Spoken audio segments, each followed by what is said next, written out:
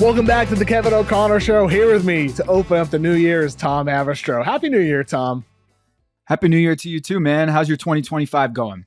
Been off to a great start so far. Looking forward to watching a lot of NBA basketball this year, which is why today we're going to be doing our 2025 NBA predictions. This could be anything for this season. It could be off-season stuff. It could be early next season stuff. But these are our 2025 NBA predictions. And Tom, I want to start off.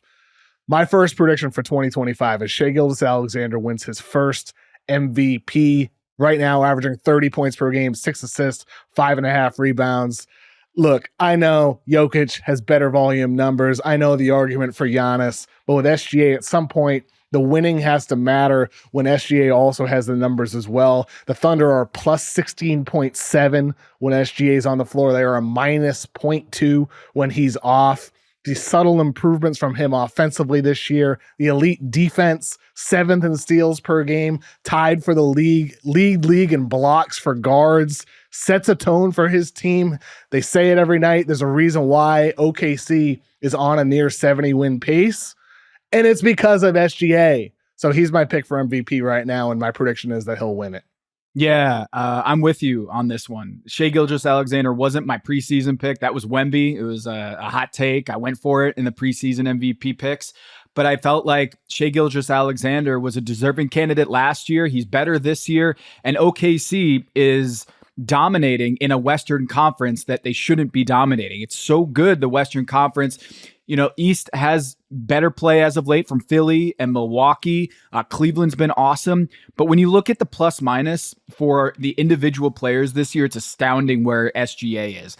SGA has a plus minus as of this recording at plus 386. No other player is within 100 of that.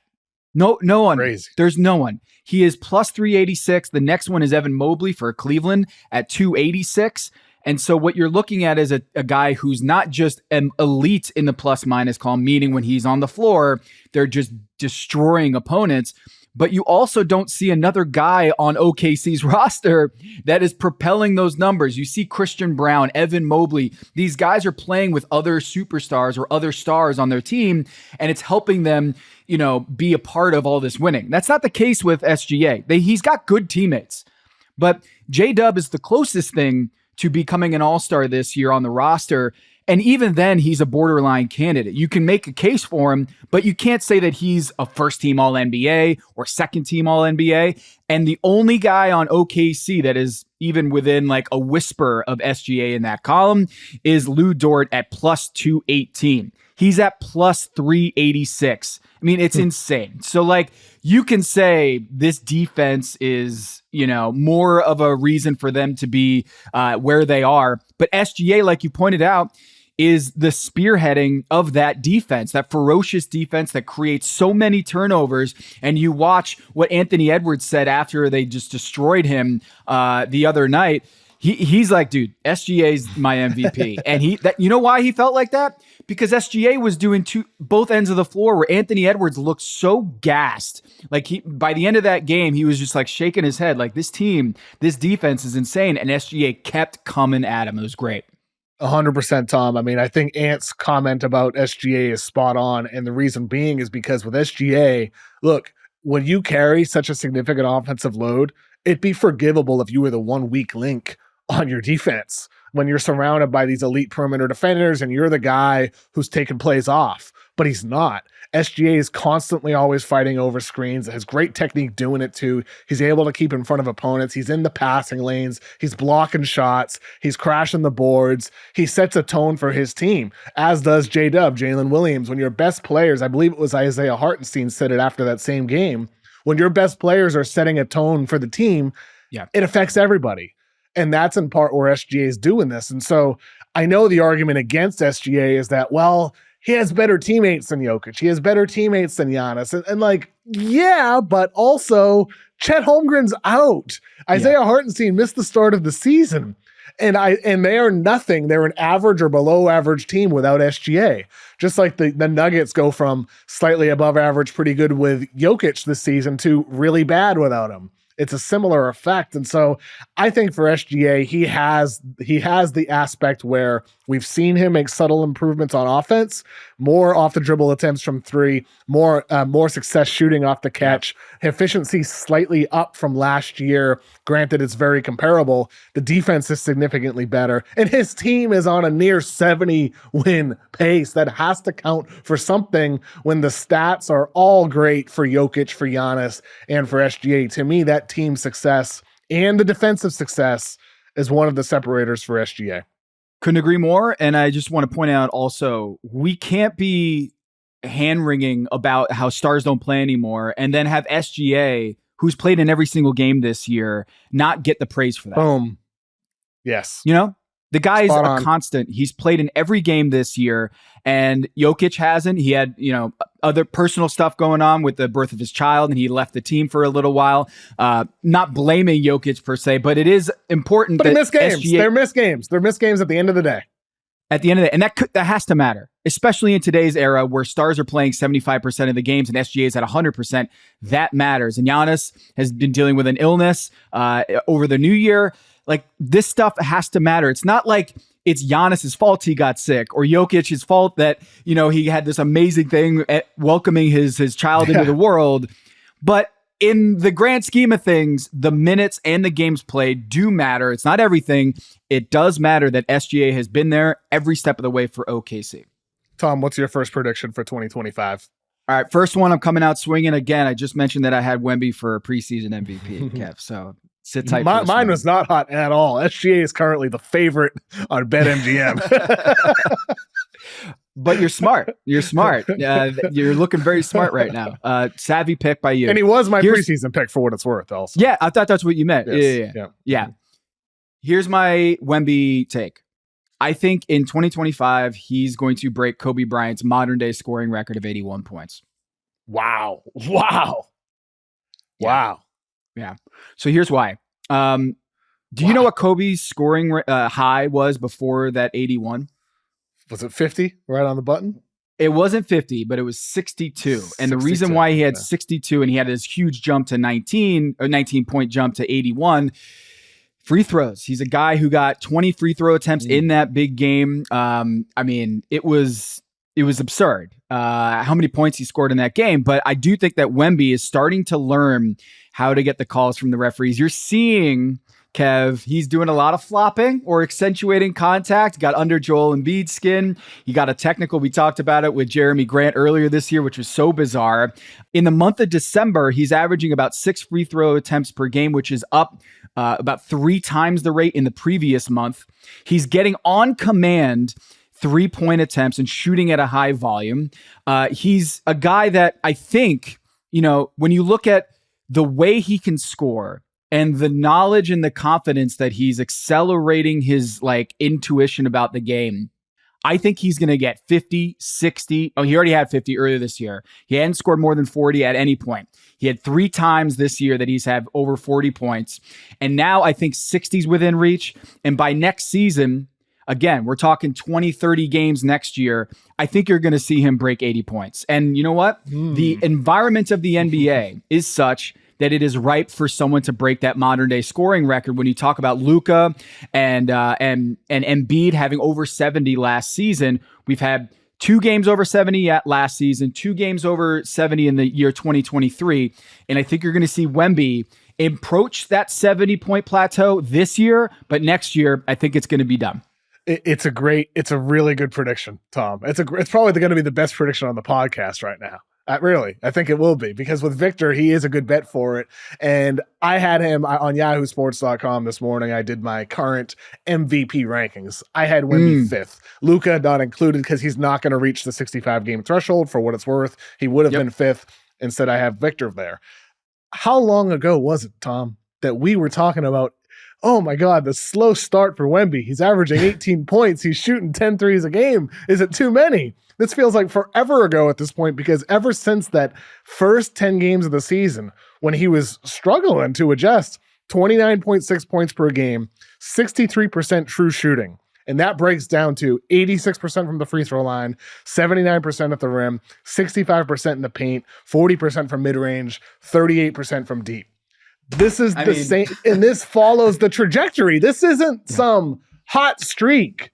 This is the trajectory that he's been on going back to when he was playing for Metz 92 in France. This follows it. This is not some outlier. This is going to sustain, and then he's going to build on this, because then 29.6 is going to become 34. That's going to become 35, and at some point it'll plateau. It just inevitably will. But it's going to continue increasing.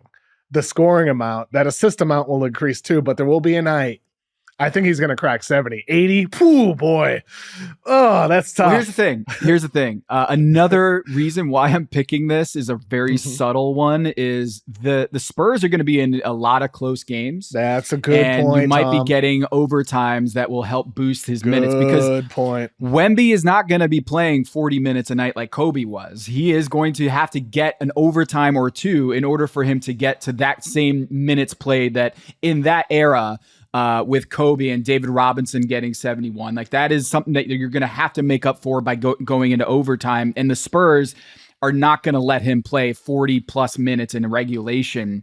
It's going to have to come with a 50-minute game in like double overtime against a bad defense that fouls a lot, that will allow him to get those breathers and to get high efficiency shots at the free throw line. Because the dude, like, you said it, just efficiency on everywhere, but like also if he does start to get like 10 free throws a game, this is going to be a lot quicker, much more within reach than we thought. And Joel Embiid figured that out. Joel Embiid and Luka Doncic have figured out if they're going to get 70 points, it's going to have to come at the free throw line. And Wemby is just starting to learn that.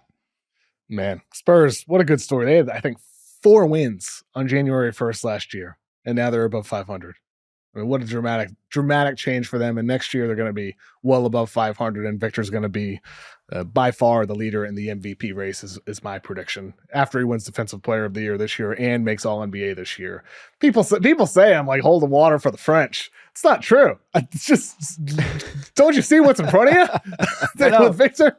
I mean, come on. Well, the guy's incredible. I mean, if he does 70 this year, let's just put this hypothetical. If he gets even to if it's 70 only 60, at 20 years old, if it's only 63 or something like that at 20, I think your top 5 MVP pick for Wemby right now is going to look kind of stale at that point. When he gets 60, the hype around him and the conversation around Wemby, I think people are going to be looking for reasons to put him in the top 3, especially, if the Nuggets aren't winning as much, or if the Milwaukee Bucks aren't winning as much, if Chris Middleton has to miss any sort of time. He's been okay so far. But when we're talking about, the MVP candidates, it does feel like there's an opening for Victor Wembanyama to like steal a lot of votes if he keeps ascending this way. Yes. One thing I noted in my article on Yahoo this morning is that on the ESPN straw poll Tim Bontemps does, there, the top 4 is pretty clearly locked in. Like, you had Jokic and SGA both with over 600 points. Pretty clearly Giannis in that 3rd spot, Tatum in that 4th spot. But then Luka had, I think, 67 votes for the 5th spot. He's going to be out. He's not going to reach 65 games. And then there were 10 other guys that got votes. So that 5th spot is wide open. To me, Wemby is going to clearly take that spot.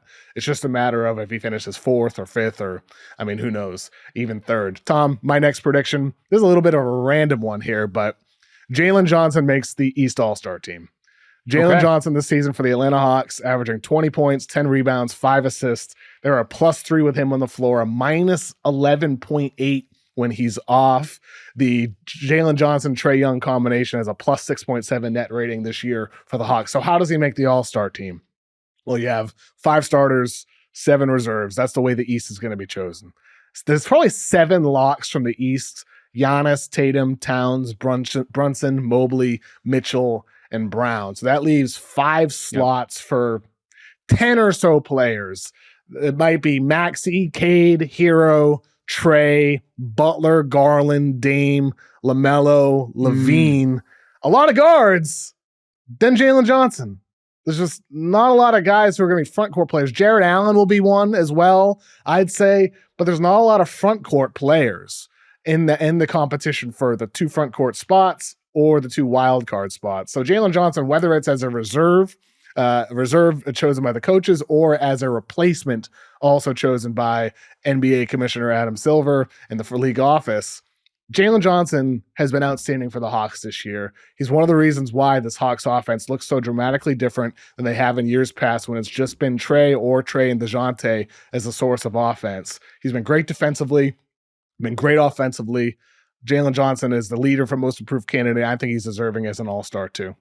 Feels like this team should be better. I know they did a good job at the NBA Cup and getting there, but like you look at Dyson Daniels and he's going to be all first team all defense. You look at, they got Trae Young who's leading the league in assists. You got Jalen Johnson who's having his breakout season. You got DeAndre Hunter who's probably going to win 6th man of the year. And yet they're just 2 games over 500.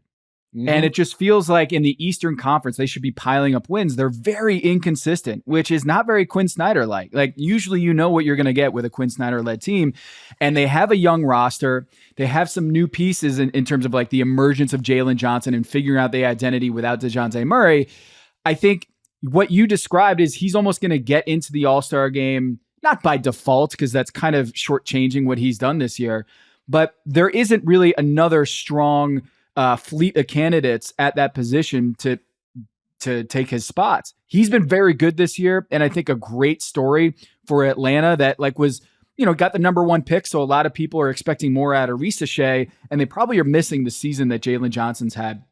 I think that's a great pick by you. Well, one of the reasons why I think Atlanta is not performing at the level that you'd expect, considering all the other positive trends with them, is simply because of Trae. I mean, Trae's been outstanding as a playmaker, but he's shooting only 33.8% from 3, only 46.1% from 2-point range, a career low.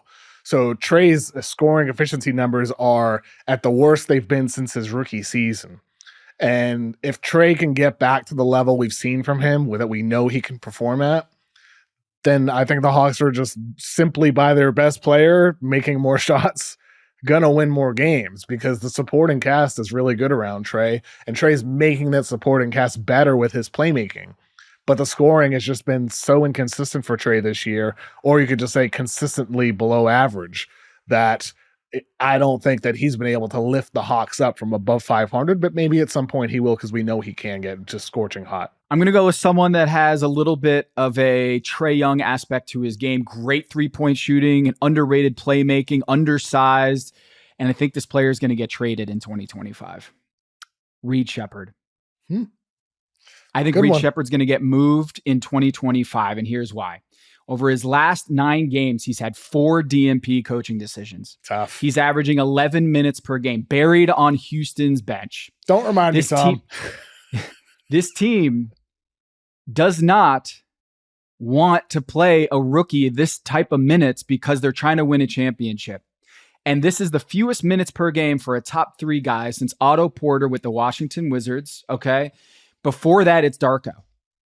That's the lowest playing time that we've seen from a top 3 pick outside of Otto Porter in 2013 and then Darko in 2003. Not what I want to hear, Tom. This hurts. This hurts. We love Reed Sheppard. Free Reed Sheppard. Right? And it just feels like... Or don't. Just hide him. Out of sight, out of mind. It hurts. And you know what also hurts? Dude, he's shooting 4 of 29 from 3 in his last, handful of games. 4 of 29 from downtown. And like, I never expected him to have that kind of cold shooting stretch. But like, Kev, this feels like to me, I don't know, Houston is going to be star chasing this summer. Jalen Green's his contract removed from the poison pill restriction. Alperen Şengün is going to be, I think a mainstay for this organization. They're going to build around him. The team option for Fred VanVleet becomes a very tradable piece. If they pick up that team option, I think they're going to be big game hunting this summer. And I do think that a team that is, trying to go for a rebuild and willing to part with a disgruntled superstar, Kevin Durant comes to mind. They're going to have to find a way to entice a trade like that without breaking up their core of their amazing wing defenders that they'll probably need when they acquire a superstar. Reed Sheppard, I think, is going to become a star in today's NBA. I just think by the end of this calendar year, he will be playing for a different team. What do you think? I agree with you, and I'll pivot off of that to my next one. The Suns blow it up. I don't know when. I don't know who. but it'll happen. Whether it's Me before too. the I have them on my list here. Yes, I have them on my list. Is that I think the Suns are going to blow this up. Yes. Yep. Whether it's before the deadline and 5 or so weeks from now, or whether it's this summer, at some point they blow it up. And I think it's because it is very clearly the best path if and only if there's a deal involving the Houston Rockets, because the Houston Rockets have their picks in 25, 27, and 29.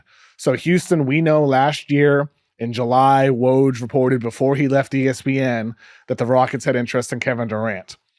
And then Mark Stein came out in September or October, and he kind of downplayed Houston's interest in KD. Here's my theory. What if Houston's real interest is actually in Devin Booker? Think about it. Like, are you going to trade 3 first-round draft picks for 36-year-old KD? I don't know if you're going to do that. But are you going to trade 3 first-round picks and Reed Sheppard and more for 28-year-old in his prime Devin Booker? Yes, you're going to do that. So I think for the Rockets, their true target all along may not actually have been Kevin Durant. It's probably actually Devin Booker. And for the Suns, the difficulty here is you don't want to trade Devin Booker. He's in the first year of a 4-year max deal. Even if you were to trade Kevin Durant, and even if some sad franchise were to say yes to Bradley Beal as well, you still want to keep Book because you don't have your picks in 26 or any other year as well. So you still feel like, hey, we can build with Book and, Ryan Dunn and some of these other young guys we have. But maybe Houston makes an offer that's so over the top that they feel like makes them a contender, a true contender. Maybe the Suns are like, you know what, screw it. Let's just pull the plug and trade everybody and just bottom out. And we have most of our picks at least. And let's just move forward. And, the Reed Sheppard era begins. Wow. I love it. I love it. And I think the scenario that I wrote about before the season was Minnesota and Phoenix, because we had the Team USA experience with Anthony Edwards and Kevin Durant. And the only way that this was going to happen is if both situations were so dire that both ownerships and front offices just said, you know what? This is going horribly wrong. We need a change of scenery. We need to shake things up. And the Phoenix Suns are looking at a $400 million payroll plus tax. $400 million, and they're 2 games under 500, in jeopardy of finishing outside of the play-in tournament. They got swept in the postseason. They've lost more in the postseason with Kevin Durant than they've won in the postseason with Kevin Durant.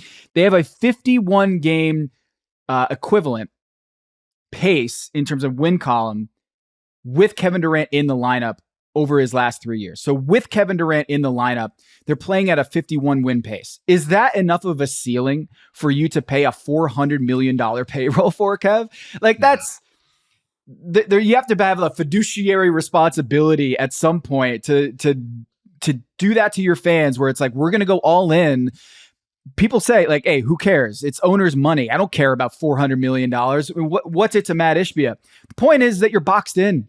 You don't have any roster reconstruction capability when you're at that payroll at the second apron. So it's not just about like, hey, it's my owner's money, I don't care about it. It's also the hope for the future. You're tied in to this roster if you're holding on to Kevin Durant and Devin Booker with no hope of making it out of the first round. They got swept last year by Minnesota. They might miss the entire play-in tournament this year. And I do think they should be looking at this pragmatically, like, what is the upside? If we wait, I don't know that there's going to be opportunity to get those 3 first-round picks for Kevin Durant or 1 or 2 if he gets hurt or something like that happens. He'll be expiring this summer, Tom. Like, he has only 1 year left if they wait till 2025. Like, you just have less time with the guy, whereas right now you'd have a year and a half.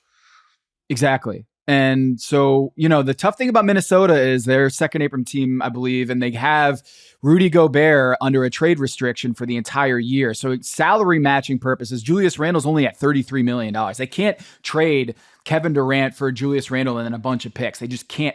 It just does not work cap-wise. So it's going to be a little tougher. But Houston, it's going to be a little tougher with Jalen Green locked up. And basically, they don't really know what they have in the postseason until they go through it one time. So I don't know how it all works together.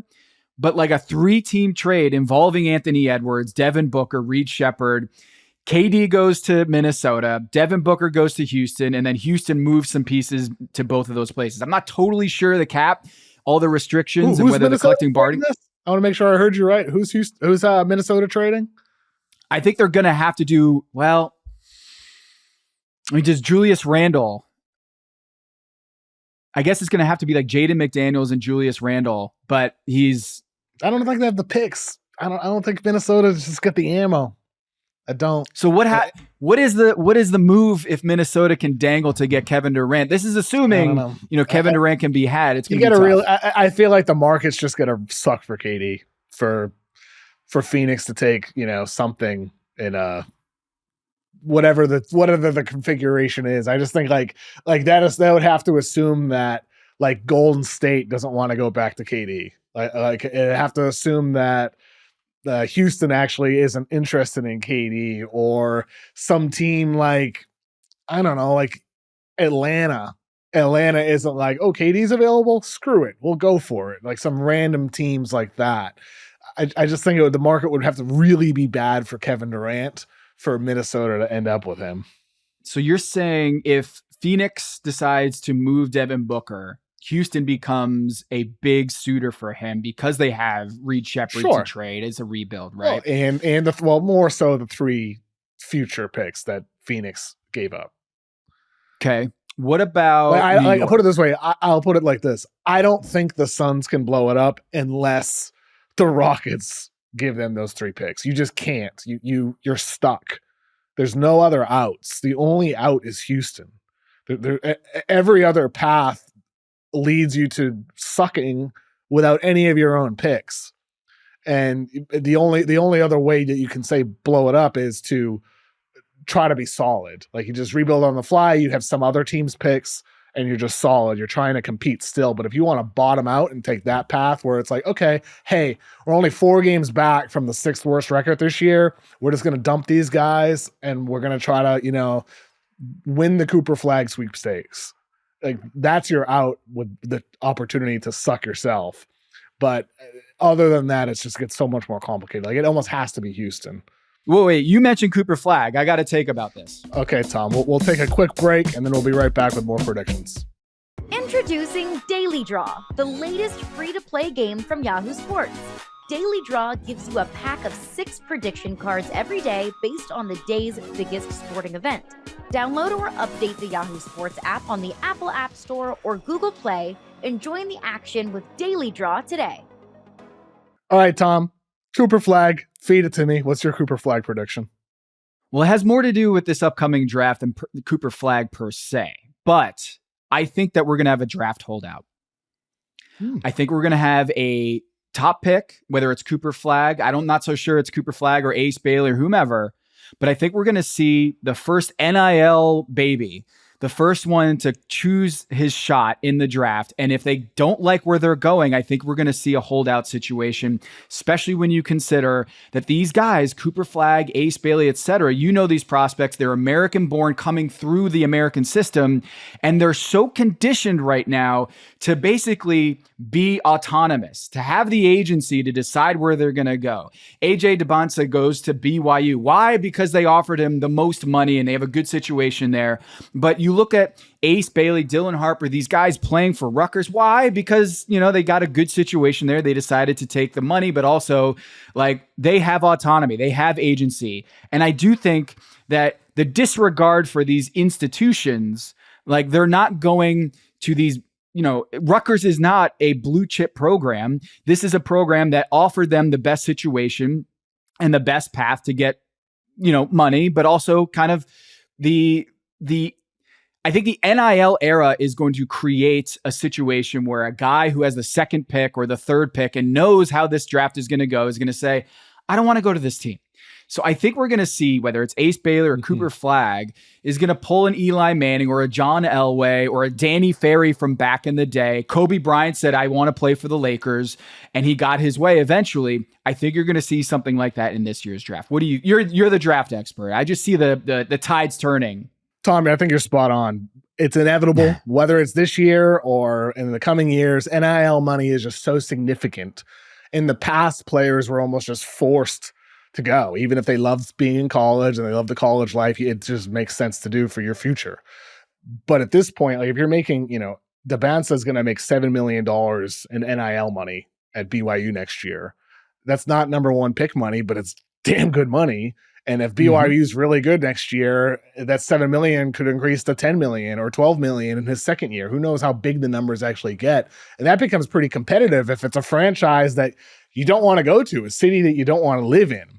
And so I do think we're going to have, like, especially an Eli style situation.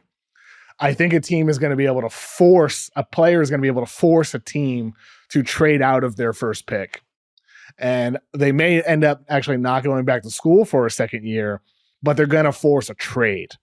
And so I think you're spot on that we will see one of those holdouts that threatens to go back unless another team ends up moving into that number one spot. And maybe it will be this year. It might be this year. I mean, if you look at the NIL money, it's transparent. Like, this guy can make probably $10 million. Like, you gave a great example in Dabansa where it's like, the guy's already making charted to make $7 million in NIL. He has a great year. And let's say the number one overall pick right now, I think last year, Zachary Risachet made $12.5 million on rookie scale this past year. If that's like 15 versus 12, if you're looking at a number one pick, rookie scale contract, first year's 15 million versus 12, and you're having a great college life, that's a conversation. And who's to say that Nike doesn't come in and say, like, getting one of these players' ears, like, I think you're going to have a much better chance if you force your way to a bigger market in this different situation, and New Orleans or Washington or who have you is not that pathway to get there. I think now it's just a lot more feasible for a guy to come in. And by the way, let's not ignore the fact that the draft lottery is going to be in May, and then they can withdraw a month later. And they can test the waters. And we already know that, like, these guys have agents or what have you at the, NIL money, managers, whatever you want to, call them. So the whole of, like, once I hire an agent, it's official. I think that's a gray area now. And so I just think that there's going to be a lot more leverage for a Cooper Flagg or AJ Dabansa or the Boozer twins to be like, yo, what if the Boozer twins were like, I want to play for the same team? Yeah. Mm-hmm.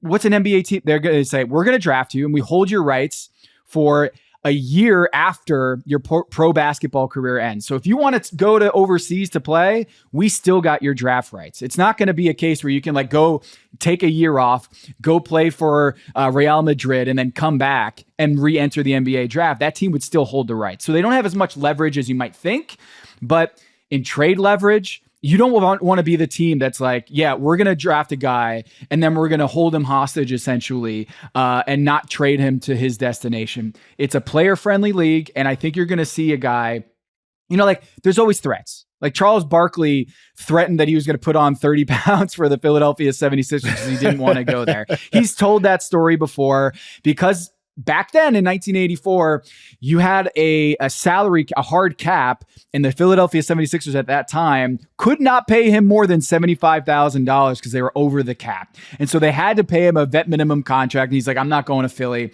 They ended up moving Leo Routens to get under the cap. And then they gave Charles Barkley a better deal. So it's not like we haven't seen this before. Danny Ferry, of course, when he played overseas and did a holdout, and Kobe Bryant threatened to go back to Italy. We've had these holdouts before. Steve Francis with Vancouver. I think it's been a long time since we had a holdout, and I think we're going to see one. If it's not this class, it's going to be in the next couple years. Yeah, and I think, you would have agents and teams arguing, well, I mean, this happens with agents holding out players from workouts, that happens in that way as well. The withholding of medical information until recently, that rule changed. But I do think, like, there's been little instances of it, but nothing to the magnitude that you're talking about. And so I think it's inevitable.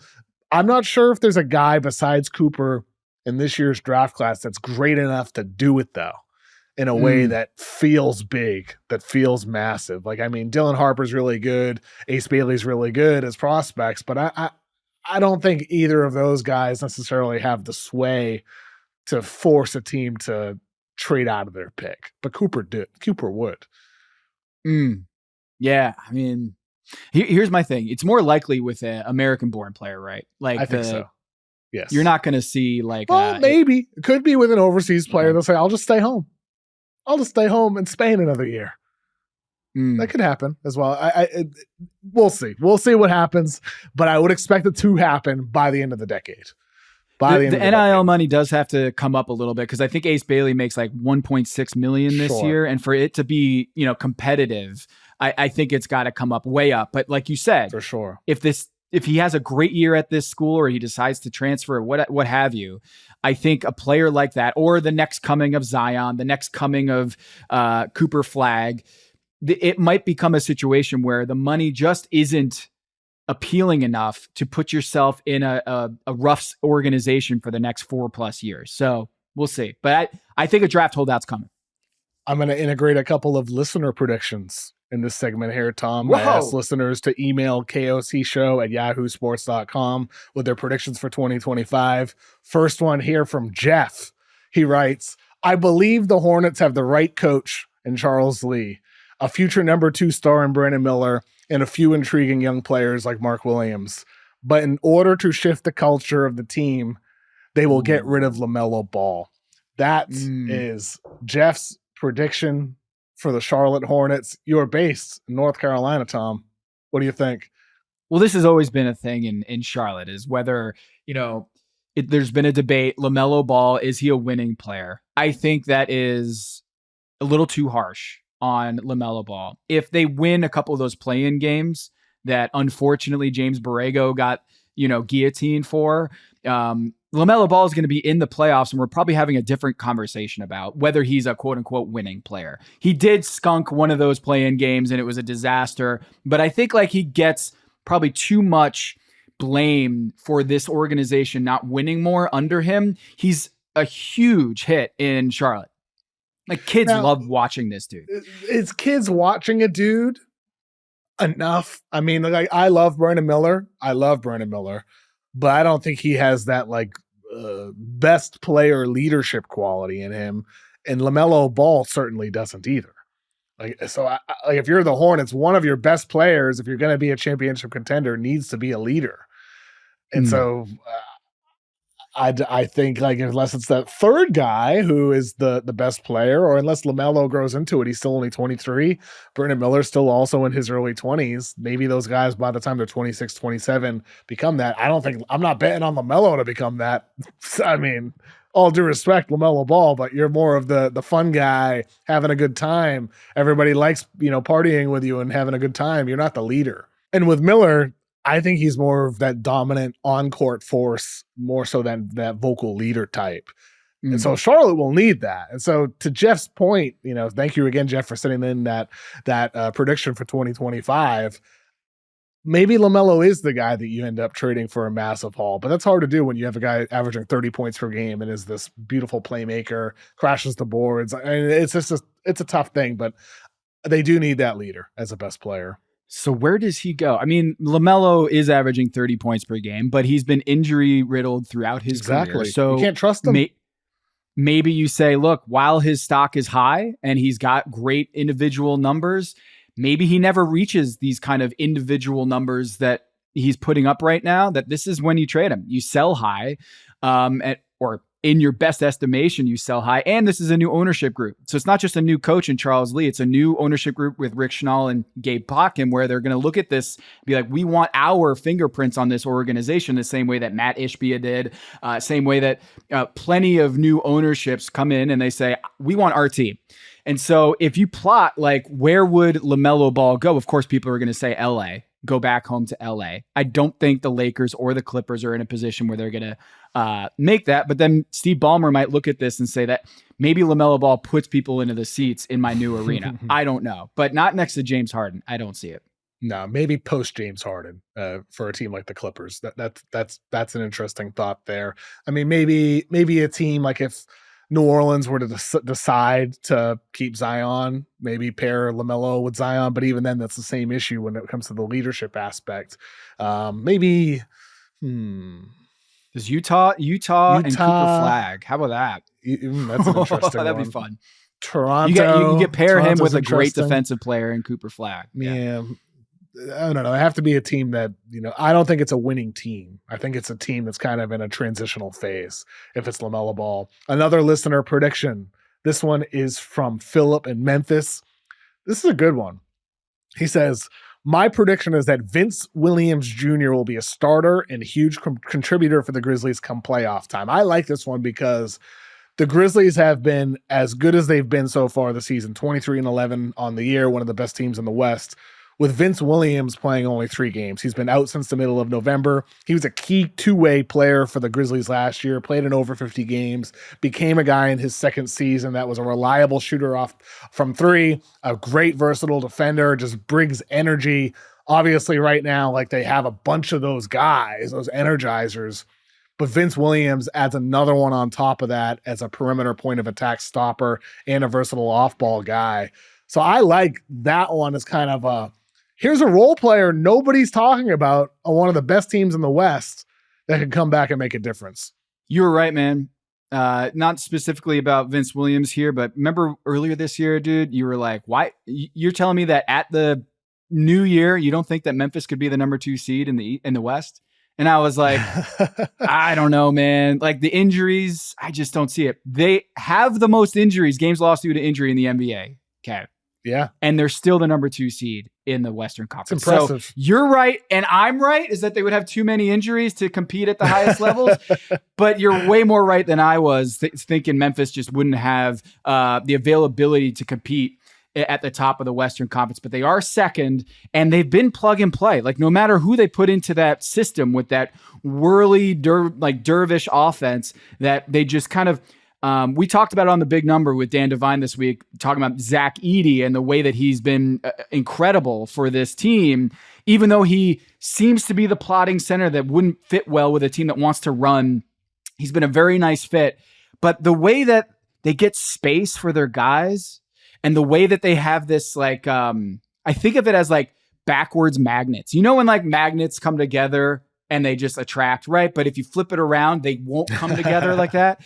That's how the Memphis Grizzlies operate offensively, is as soon as another offensive guy gets close to another one, they just kind of rotate, they fill the empty spaces, and they have this like rotation where a guy like Vince Williams, you come in there, you're going to be able to operate in space and get a lot of kickouts and be able to be not just a great defender, but so many of these guys are playing in space and playing with efficiency that you don't have to be a great one-on-one guy to get buckets and be able to be a really strong contributor offensively. If you play good defense on this Memphis Grizzlies squad, you're going to get enough kickouts, enough transition plays if you play with enough effort that you're going to be a really good player in this system. And I think that like Memphis, man, they play the fastest, cover the most ground of any team in the league.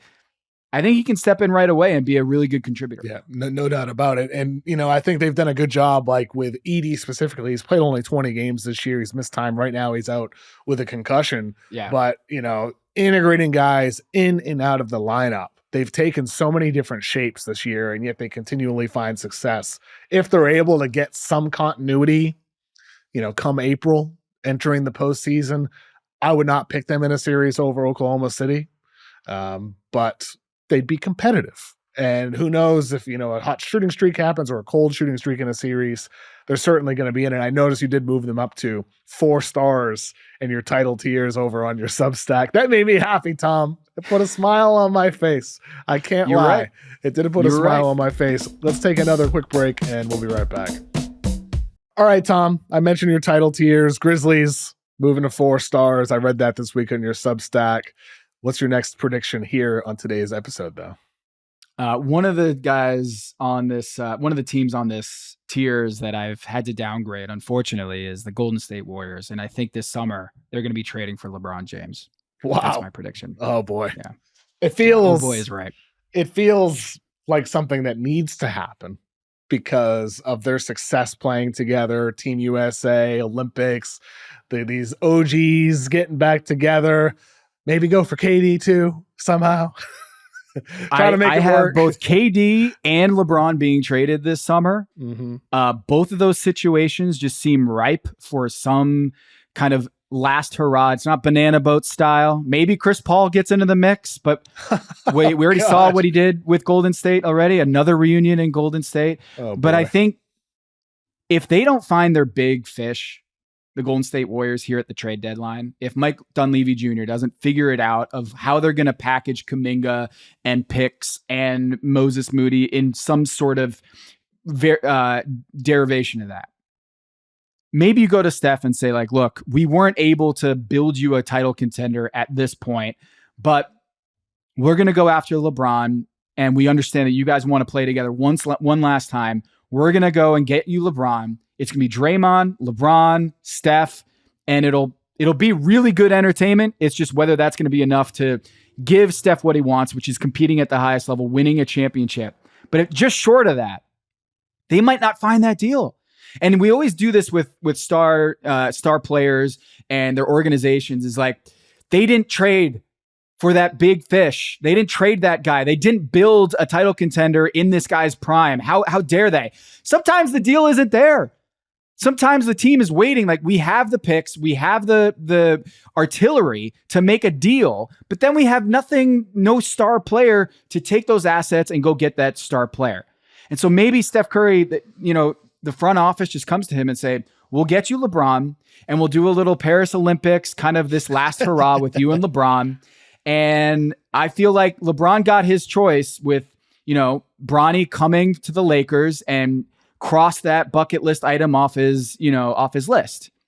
The next one might be playing with Steph and finishing it out with Steph. They've been kind of like flirting with this idea for years. Now you see it in Paris. Maybe this summer is really when it gets done. I think LeBron going to the Warriors, it happens by the end of their careers.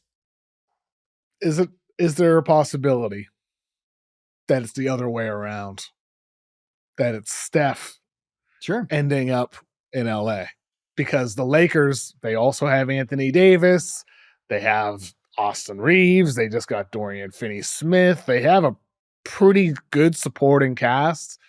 The Warriors feel like a bit more of a depleted team, especially like if some of their young guys walk, Kuminga goes, maybe Moody doesn't develop anymore. Like, they have these guys who are going to be in and out of the organization. Wiggins isn't there for long. He's solid. Schroeder's not going to be there for long. Maybe it's the other way around, that Steph ends up in LA. I could see that as well. But for what it's worth, just to be clear for the listeners, before the deadline this year, LeBron is eligible to be traded. Stephen Curry is not eligible to be traded. So Steph can't end up in LA before the end of the season. Either way, the Lakers aren't going to be trading LeBron this year either. So this isn't something that would happen until the summer. To your point, Tom, you said LeBron ends up in Golden State in the summer of 25. Steph cannot end up in LA or anywhere else until the summer of 25 either. Just making that clear for the listeners. Okay. I'm just going to kind of connect some of these dots too. Where did Bryce commit this week? Arizona. Okay. Where did Steve? Nobody's going to the Suns. Where did Steve Kerr go to college? Arizona. Who's the closest? Arizona. Oh, okay. Interesting. Okay. I'm just throwing that out there. This is not basketball Illuminati, Tom. Oh, wait. I don't know. My third eye is creeping open here. All right. No, I think it's much more likely that Steph brings LeBron to Golden State than Steph going. Because he's a lifer there. That's why. Exactly. Yeah. 100%. And LeBron has his brand that he's built up is, I'm going to find the situation that I want to be in and I will make it happen. And if he wants to go play with Steph, he probably recognizes it's going to take moving mountains for Steph to agree to leave the franchise and join him in Lakerland. And I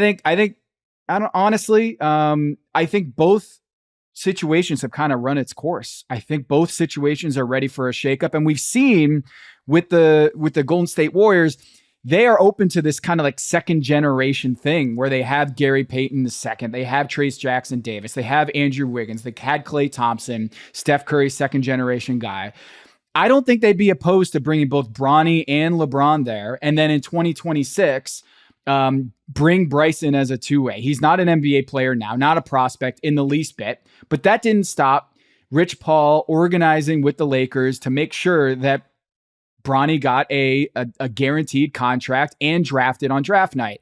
Who's to say that we're not going to see LeBron, Bronny, and Bryce in 2026-27 season with the Warriors. And by the way, Steph is under contract through 2026-27 season. I'm saying keep your third eye open. Jeez. Here's the thing. Here's the thing, Tom. Let's say that opportunity is there for the Warriors this summer. Is that really the best thing to do? Is that really the best path to take? Like, is that actually going to make you a contender with LeBron at 41 and Steph Curry then at 37 and Draymond at 35? Is that really worth it when the alternative is to rebuild and to end things with Steph and end things with Draymond and go down the path of, okay, it's time for us to go down a new path here and build young again. This has run its course. Is it actually for the best to go with that old team? Like, is that actually the best thing for the Warriors to do? To me, it would be fun. I'd love to watch it. It would be incredibly exciting from a fan standpoint. I'd love to talk about it from a media standpoint. It would be incredible. Yeah. But if I'm a Warriors front office executive, I'd rather pull the plug on everything and start the rebuild at that point, to be honest with you. Yeah, but there's also a Chase Center. You got to fill the seats. And but you're not gonna fill the seats if all those guys retire on you and you have nothing for your future either. Like filling the seats, it means like thinking the next 10 years down the road as well. And I know you want Stephen Curry to be a lifer and like that, but he's gonna have a statue either way. He's gonna have a statue. But I'd also love an AJ DeBonsa statue too if my team might struggle next year. I'd love that statue too. I'd love to set up the next 10 years. And that's where sometimes you can hang on too long, but then maybe trading for LeBron would be doing that. Like, is that team really contending for a championship? It depends on everything else. No, I think it's an admission that this is just like that it's over. It's over, but we're going to do right by Steph because we haven't built the last couple of years a team, a roster that is commensurate with his abilities. And so it's almost like an apology, you know? I know that's weird to think like in a business sense, you don't do that. You're more cold-hearted than that. But I also think but is doing right by him actually putting him in a position to win more championships? Isn't that really? Sure. But again, like I said, what is the deal that puts him over the top? You know, maybe marketing helps. I mean, there is no deal. There is none. There's no deal. In all likelihood for Golden State, there's no deal that puts them over the top that allows Steph to contend for championships in all likelihood. And so is the best thing for Steph actually, from that business standpoint, to continue racking up more championships, building that legacy even more, putting himself in the GOAT conversation? Is that actually for his best? Maybe not. You could argue being a lifer in Golden State and playing it out, being one of the rare guys that plays his entire career with one team. Maybe that's for his best. I'm just presenting the counter argument that maybe the best for him is actually, you know what, I don't want to just linger on here and be a 500 team for the rest of my career when I'm still playing elite basketball. Brandon Miller and LaMelo Ball for Steph. Bring him home, Kev. Bring him home, Seth. Dell. How about this? How about this? Go to San Antonio. Now we're talking. Talk about Team USA connections. Pop and Steph know each other. If you're Stephen Curry this offseason, would you rather play with LeBron James in Golden State or play the next 3, 4, 5 years with Victor Wembanyama in San Antonio? The Spurs are going to get a point guard at some point. It's not going to be Chris Paul forever. So who's going to be that lucky point guard that gets to pair up with Victor Wembanyama as he continues to ascend and becomes a player that can help lead a championship team?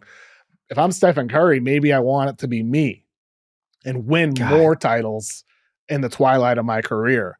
Because I'm not so sure being in Golden State as a lifer is actually for the best for his entire legacy.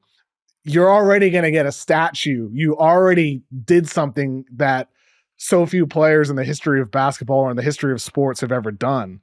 Being a lifer is like the nice cherry on top, but I want more titles, man. I want more rings. That's what it's about at the end of the day for like these great players when it comes to being top 10, top 5, top 3 all-time players. Those rings matter. They just do. I know it's rings culture. I know rings culture. It's like people hate it, but it does matter. It matters for Jokic. If he only ends up with 1, it matters when it comes to comparing him to like some of these all-time great players. If Steph continues racking them up, suddenly you're talking about him next to Jordan and now talking about him maybe above LeBron. He's got time left. Steph for Steph? I want Castle next to Wemby for the rest, but like Steph for Steph? I don't want to trade Castle if I'm the Spurs. Oh, he's my Iguodala. He's my Iguodala next to Steph and Wemby. Okay. Well, then who are you going to trade that Golden State's going to say, yeah, I'll do that? Keldon Johnson and picks. Done. Take it or leave it. No. Oh no. Oh man. It's fun to think about like these scenarios, man, because like NBA's proven expect the unexpected. Exactly. Right?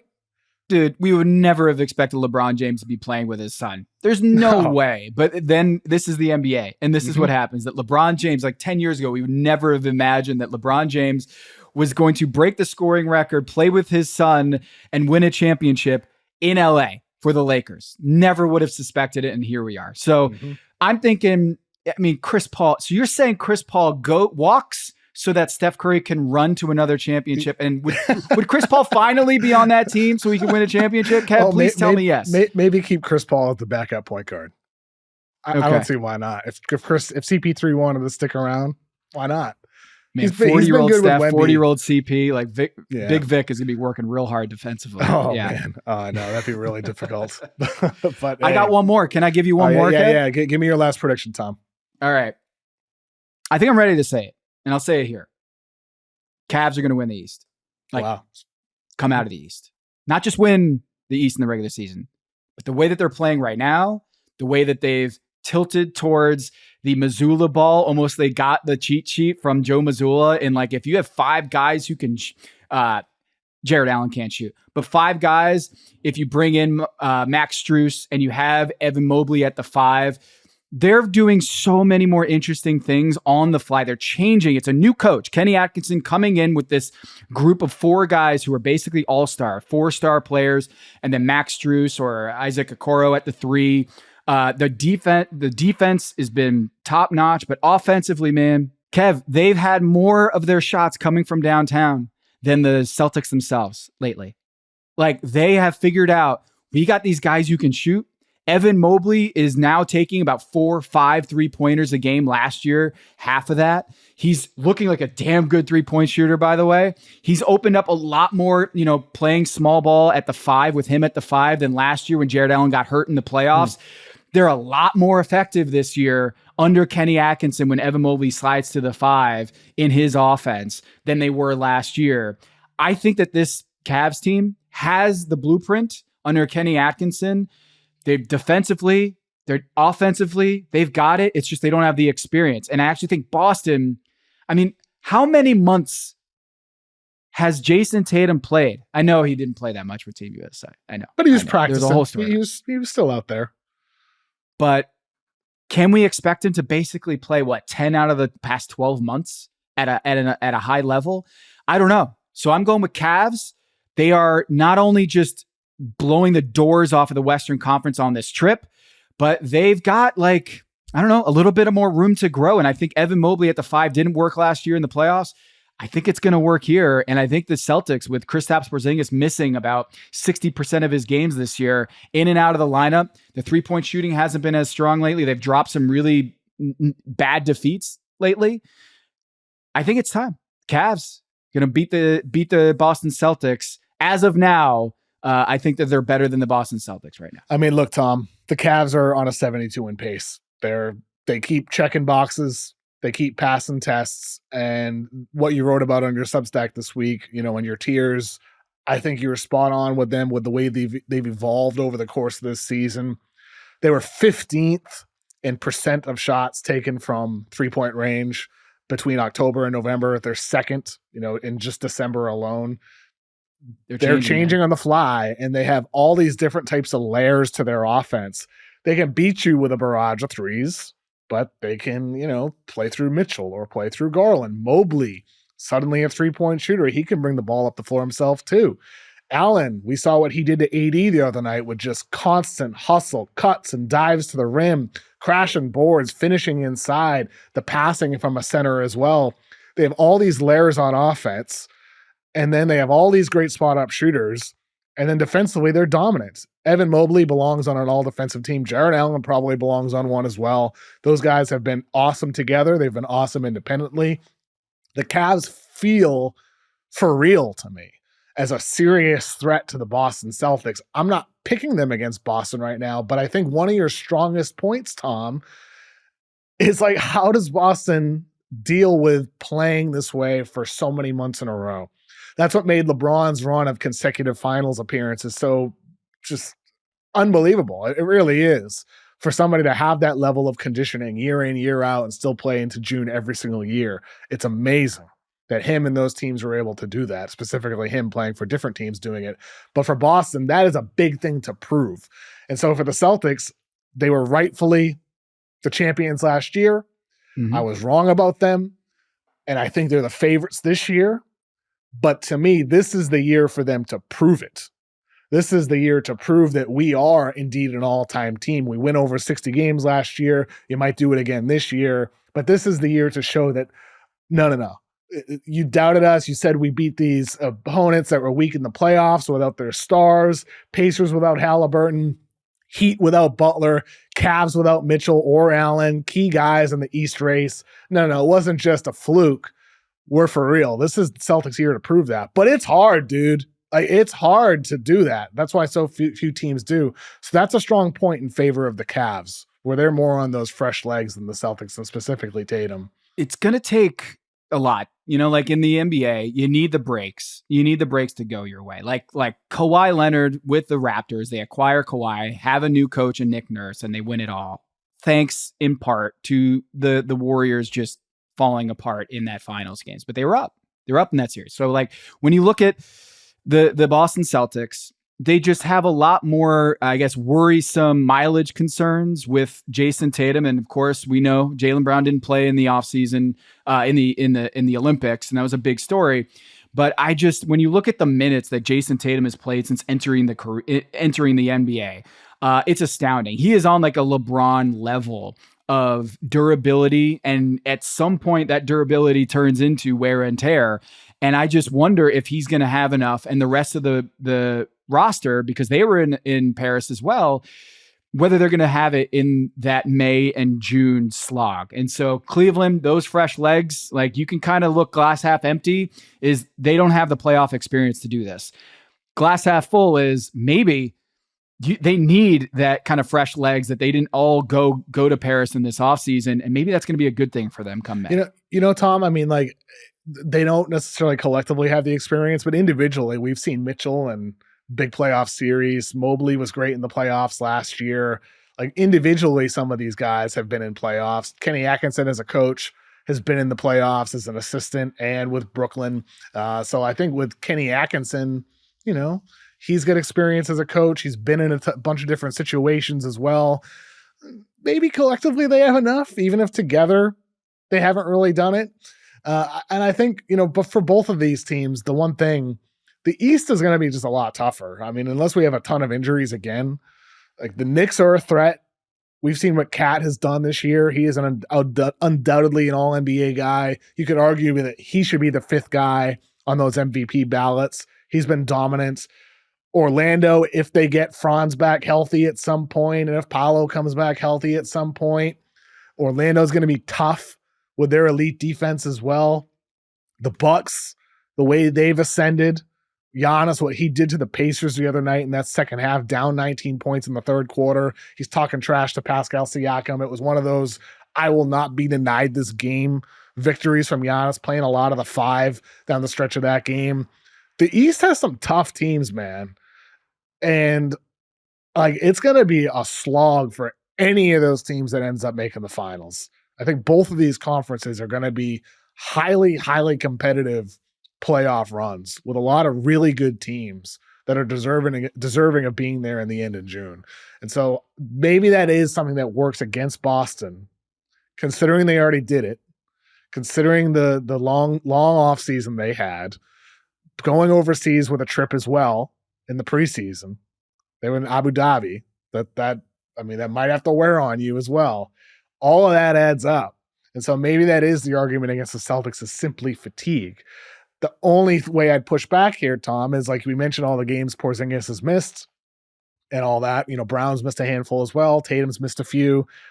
The Celtics are still 24-9. They're still the 2 seed right now. They can rest over the course of the season and still win a lot of games. And so maybe Boston can make up for this just busy schedule over this past year with rest over the course of the season. And then they go into the postseason with those fresh legs, whereas Cleveland is grinding for 70 wins. And, maybe Cleveland ends up the team with the tired legs because they peak too early. That could be what happens as well. Is there a rule change that you are predicting for 2025? Because on this same topic, I'm wondering if there's going to be some gamesmanship at the end, because Philly, I know it's tough with the play-in tournament. You don't know who you're going to face until the last, a couple of days of the season. But Philly could end up as the 8 seed. And Cleveland and Boston have the choice between playing Chicago, Indiana, or the 76ers, man. We need, here's the time. The seeds should be able to pick their opponent. Yes, thank you. The number 1 seed should be able to decide, I want to play Chicago instead of Joel Embiid, Paul George, and Tyrese Maxey. That has to be a rule change. It's got to be a thing, man. I've wanted it for years. We talk about making the regular season more important. You make it more important through incentives. There's an incentive to lose. You have higher draft odds at the top. They flatten it out, but there's still incentive to be worse with the 14% odds. There's incentive to be the 6th seed because you get a guaranteed playoff spot instead of needing to be in the play-in. There's incentive to be the 7 or 8 since you only need to win 1 play-in game instead of 2 as the 9 or 10. There's incentive to be a top 4 seed because you get home court in the first round. There's incentive to be the 1 seed because you get home court throughout the entire Eastern Conference playoffs. But the incentive at the top is not nearly as strong as it is in those other categories. If you create the incentive to be, you choose your first round opponent as a top 3 playoff seed. The Cavs right now are the 1 seed, they get first choice. The Celtics, the 2 seed, they get second choice. Knicks, 3rd seed, they get 3rd choice. And then the Magic is the 4 seed, they get home court first round and they get the leftover opponent. To me, this would make the regular season of so much greater importance with every single game being played, where it's you know what? Let's purposely lose a game for seeding. I hate that in April. The incentive should always be to win. And you do that by making it always more important to have the higher seed. And ultimately, the league doesn't have that right now. I hope they change it someday. And also from an entertainment standpoint, how awesome would it be to have the playoff draft? Amazing. Incredible drama. You're looking for more revenue driving, appointment viewing moments in the NBA schedule. That would be amazing. And it would build so much drama with that first round opponent. That 8 seed that gets chosen to play the 4 seed now is or the number 1 seed chooses Indiana. You don't think Indiana is not going to have a huge chip on their shoulder as if they didn't already? That's going to be a great storyline, is the team that has the nobody believes in us, as Bill Simmons likes to say, the team that has that on their chip on their shoulder, that becomes a really cool storyline that might seem manufactured rivalries. Because of this gimmick. It might feel like a gimmick, but then it creates just authentic rivalries between fan bases and between teams and players and stars. And that's what we're missing. We're missing hate. we need rivalries in the NBA. We need it. And to me, this is just a natural way to do that. I'm glad you brought that up, Tom, because I've been on that for years, and I hope at some point it happens. I just think it would be so awesome in every single category. The season needs more meaning. It's about the playoffs. It's a rule for the playoffs, but it makes the regular season matter more. And right now we're in a state where the season doesn't feel like it matters. Players are getting paid $50 million and they're taking games off. Fans are showing up to games expecting to see stars and they're not there. You feel like the season doesn't matter. You're just able to follow the game on social media and see the stuff when you see it. You don't feel like you need to tune in every single night. You need to make the season matter more. And this is one of those tools that would undoubtedly make the season matter a hell of a lot more. Undoubtedly. Let's make it happen. Let's make it happen, Kev. For 2025, a big resolution for the NBA to add conference seeding according to the draft. I'm not predicting that it will happen, but I would love very much for Adam Silver to surprise me. Please, Adam. It's on my Christmas wish list. Put it that way. Yeah, let's make sure it's on the owners' meetings, the competition committee. Let's have the resolution be. Let's discuss this at length at the big meeting of the minds. Yeah, I know it's got to happen. Well, Tom, enjoy your 2025. I've enjoyed doing this podcast with you every week since we launched back in October. It's been very cool being your Yahoo Sports colleague. I've always admired your work for a decade plus now, but it's very cool doing this pod with you, and I look forward to continuing to do it with you and growing with you in 2025 as well.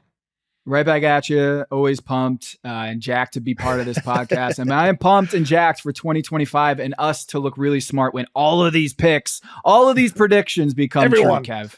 All of them, even if some of them might not work with each other. yeah. Forget about all that. All of them. Tom, have a good rest of your day. Enjoy 2025. Happy New Year. Happy New Year to you as well, to the listeners. Thanks to Brett for producing this podcast. Please give us a follow, subscribe, wherever you get the show. It really does help us out. We'll be back again next week.